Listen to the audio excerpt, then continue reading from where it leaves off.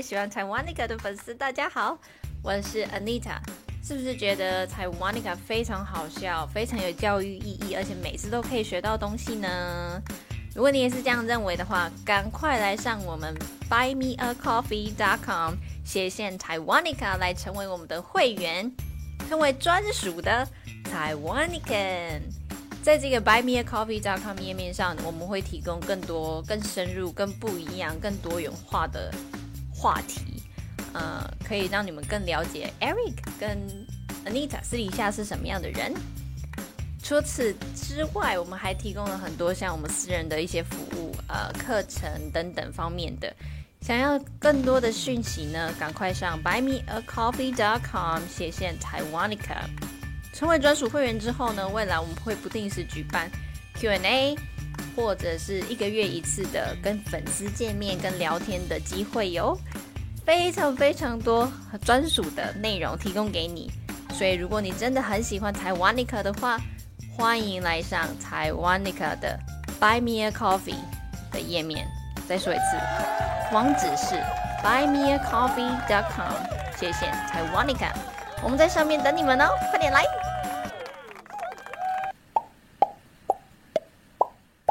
This is episode 48, talking about making friends in the USA. What's going on, everybody? My name is Eric, one of your hosts here on Taiwanica Podcast, and I'm so glad to have all of you here for another exciting episode. And today with me is the one and only lovely Anita. How's it going, Anita? I'm going well. Thank you for asking. How are you today? I'm doing mighty fine, and you are looking very lovely today. Thank you. Yes. Because it's Friday. Yes, happy Friday, everybody. If you're listening to this when it's live, fantastic. And so we are going to be talking about something that a lot of people have been asking us recently, which is how to make friends. Which is kind of a sad conversation because back in the day, it was just as easy as going up to someone and saying, "Can you be my friend?" And they would say, Yeah, 要加赖吗? Yeah, exactly. But these days, it's a whole entire conundrum, problem, barrier, you name it. It's just there, and it's awkward. So whether it's because of COVID or things that have happened with social media, we are not going to get that deep. We're going to just basically give you some suggestions that we have discovered while living in the USA that have been very effective for us, and want to make sure that you're capable of using them too in case you ever find yourself either living in the USA or just coming to the USA and want to make some friends. All right, so we're going to dive on in. I'm going to go, and then Anita's going to go after me. So I'm going to start with an online option for you all to check out. And if you're in Taiwan, this is something that you can easily access. And I think in Taiwan you use this too.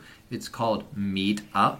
MEETUP, Meetup. It is a wonderful website that hosts lots of different events and chats with anybody who is either in a specific area of the United States or just online in general, talking about any topic under the sun. So you can talk about spirituality, you can talk about your hobbies, you can talk about the recent events. Anything is possible, and there will always be people on there that you can talk with. So if you want to increase your English speaking ability or just want to make friends, it's a fantastic place to go to. In fact, sometimes we host events there ourselves for our life coaching events. If you find that interesting, you can always find us on there for a chat called Start Now at Meetup, and you'll be able to find our program, and you can join some of our events there and have a chat with us if you want to learn more about life coaching. That wasn't an advertisement, it's just an example. Okay, next is for you, Anita. What's an example that you have for everybody? I'm more like the person who would like to meet and friends in real life. Call me old-fashioned. Meeting people online just make me feel like it's a little bit like meeting people online for me is business. So I like meeting people in real life. So there's one surprising place for me. It's like really easy to make new friends. Is library. In Taiwan, not many people are going to the library nowadays, just because everything you want to read will be on the online So Google, very convenient. YouTube video, not many people are going to libraries anymore. But in the USA, library is a really wonderful place, and they will usually host many different kinds of events. For example, like every Monday, I will take my son. Sorry, our son. Usually forget about that. I will take our son to library to join their event called Story Time. But based on my knowledge, I don't think Taiwan has this, or maybe I just, when I was in Taiwan, didn't pay attention to the information. But Storytime is a wonderful event for especially like a new mom like me. You know, like I have a newborn baby and I need to interact with your real human, not just baby. So you go there, you meet other moms, and your baby can meet other babies. And there will be like a librarian there to tell stories and sing songs and play with your kid. So it's like a wonderful time for you to join, and for the baby and for the mom. And this library that we near our house is really, really good. The other day they have like a DIY class. Like you go there and you to learn how to make bath bombs. Like if you don't know what a bath bomb is, it's like, we'll call it, they will come with many different kind of shapes, but basically when you're doing the bath, you throw that into the water and they will dissolve. A bath bomb will dissolve and it will come out with the bubbles and fragrance and makes you feel like a princess, that kind of thing. So it was really fun. So I went there to do this DIY class and met new friends and talking to people. So for me, like library is a wonderful place to meet friends, and a lot of people are reading here in the library. So you can easily go to like the section of the books that you like to read, and you just meet persons there and just can easily start a conversation, right? Because obviously you guys have the same interest. You guys are reading the same category of the book, so it's like easy to start a conversation, and naturally you just become friends. It's, oh, you come here often? Oh, do you know they have story times? Oh, and they have like DIY classes. You know, we can join it together in the future, sort of thing. So my personal favorite is definitely a library. Well, thank you very much for sharing. I think it's a wonderful example in the United States that we have that kind of sticks out differently from Taiwan. I always went to Taiwanese libraries and found them to be a little bit startling for a couple of reasons. One of them is that you can't have food or drink inside of a library. Yeah. And the other one is that people tend to really keep to the quiet code, and everyone's there for a purpose, whether it's to study or read. And so it's not really a place to communicate. Yeah. But I do think it has a wonderful purpose for studying in Taiwan. In the United States, it just has that extra addition that you don't really see and wouldn't expect. So I think it's a fantastic example shared here. Another one that in the United States, since we're going down the route of meeting people face to face, is community centers in the United States. Community centers are a place where random activities take place and groups are able to get together to organize events, and you can even host your own event at these given times if the place has available space.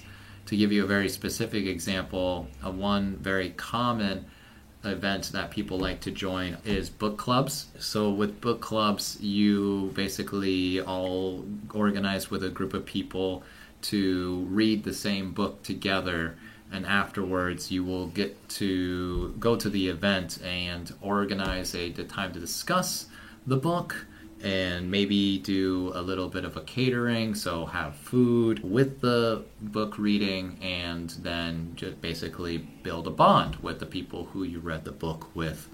And this is just a very small example of what a community center is capable of doing.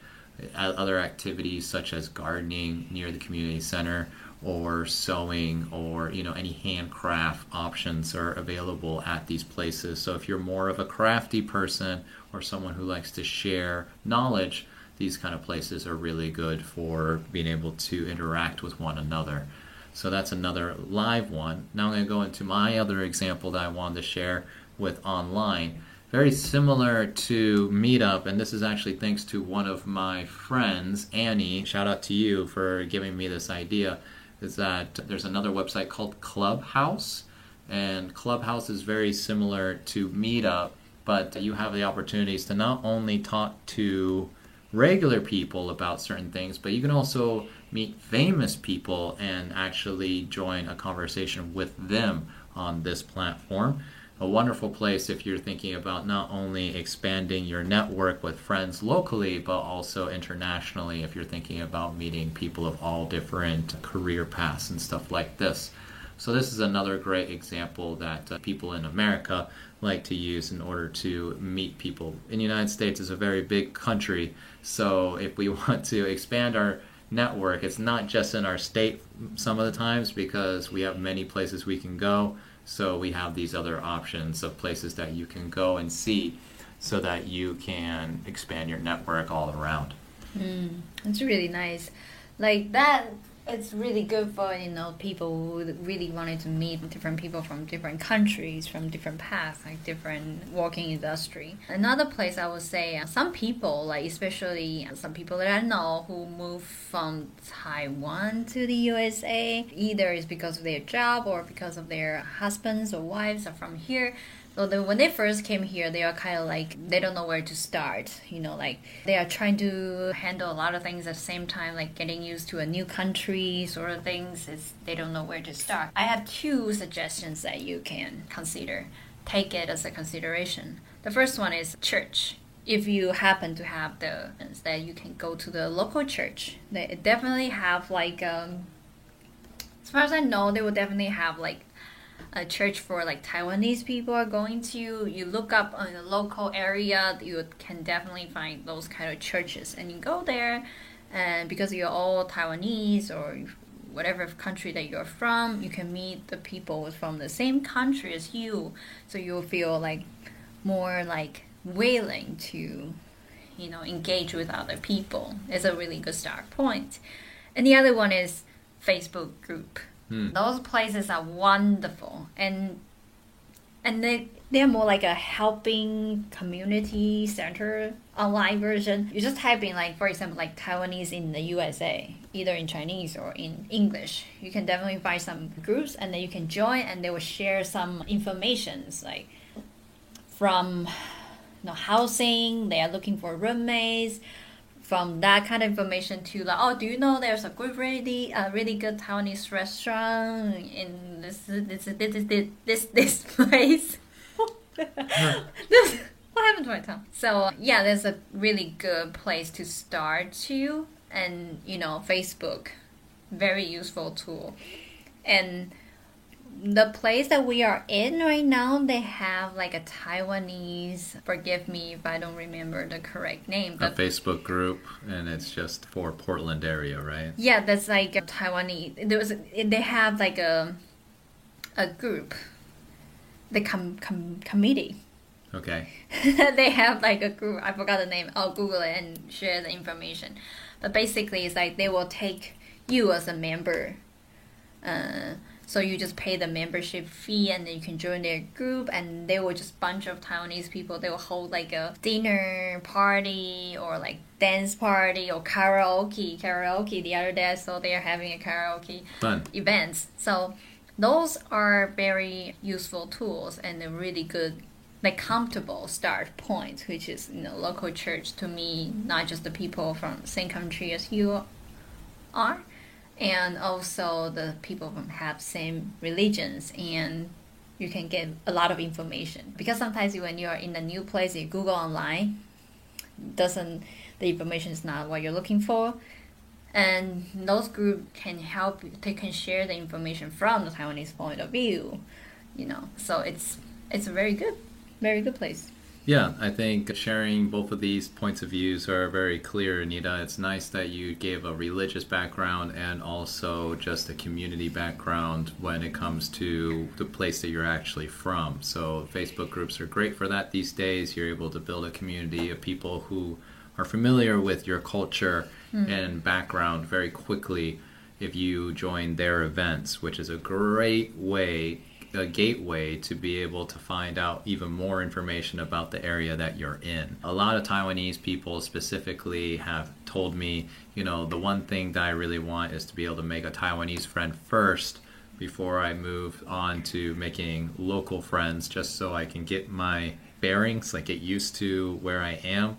And so I definitely support this if you're worried about living in the United States. But don't worry too much. Americans are very friendly and they don't bite too much. And so the idea here that we're wanting to share is just to go out of your comfort zone a little bit. A lot of people will generally think, I meet people at bars or I meet people at school. And that's more or less the truth if you're a student. But if you're an adult who has a job, just keep in mind there are other options out there. You just have to take some suggestions from people, and hopefully the suggestions that we gave you today, one of them resonates with you.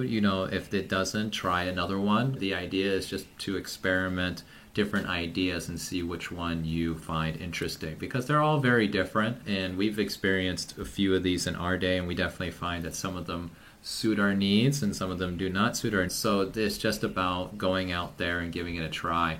So that's all we're trying to express here today in the episode.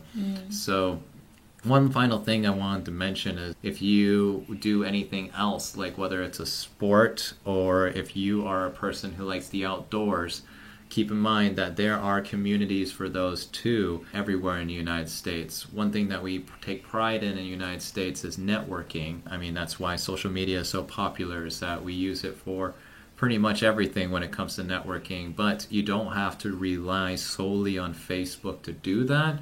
You can be able to go out and just type in, networking for, and then you input the name. So whether it's networking for rock climbers, and if you type that in Google, you be surprised at how many groups of people you'll find in your local area who are actually doing that. And so you'll be able to definitely find at least one or two people who match your interests pretty easily. You just have to type in the right words. For sure. Yeah, so that's definitely one thing that Anita and I are definitely still working on as well, but these are the ones that we have found successful. So hopefully you found this episode pretty interesting.